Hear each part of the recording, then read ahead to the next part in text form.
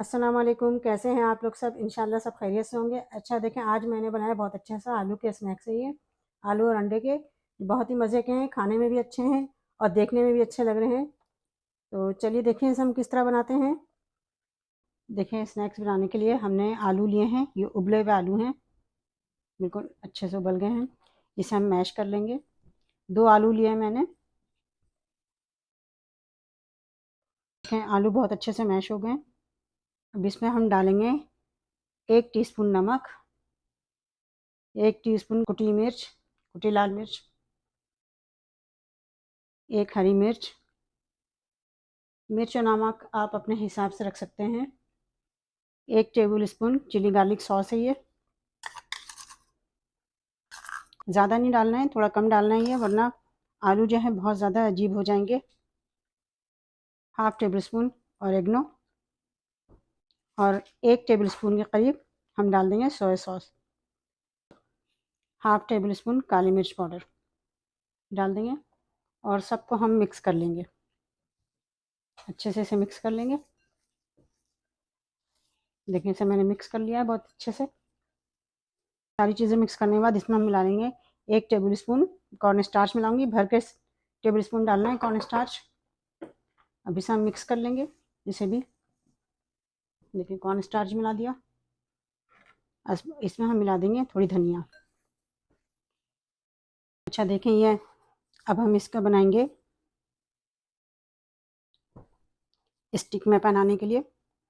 इस तरह देखें, गोल सी टिकिया सी बनाएंगे हम। देखें सारी टिकिया इस तरह बना लेंगे। देखें इसमें मैंने इतनी सारी टिकिया बना ली है। ये देखें इतनी चौड़ी बनाई है, थोड़ी चौड़ी है ये। इस तरह की गोल, बिल्कुल गोल बनाई है। अब इसके बीच में हम ले लेंगे ये स्टिक। ये देखें, ये मैंने कोन वाली स्टिक इसमें लगाई है। ये देखें इस तरह। इसी तरह हम सारी स्टिक इसमें लगा लेंगे, सबों में स्टिक लगा लेंगे। ये देखें मैंने सब में स्टिक लगा ली है। अब इसमें हम कोटिंग करेंगे और कोटिंग करने के बाद इसे फ्राई करेंगे। देखिए कोटिंग के लिए मैंने एक अंडा लिया है, इसे फेंट लिया है और ये ब्रेड क्रम्ब है। अब इसमें हम करेंगे ये, पहले हम अंडे में डिप करेंगे इसे। इसमें रखेंगे ब्रेड क्रम्ब में, अच्छे से इसे डिप कर लेंगे। ये देखें कितनी अच्छे से इसकी कोटिंग हो गई। इसी तरह हम सारी कोटिंग कर लेंगे।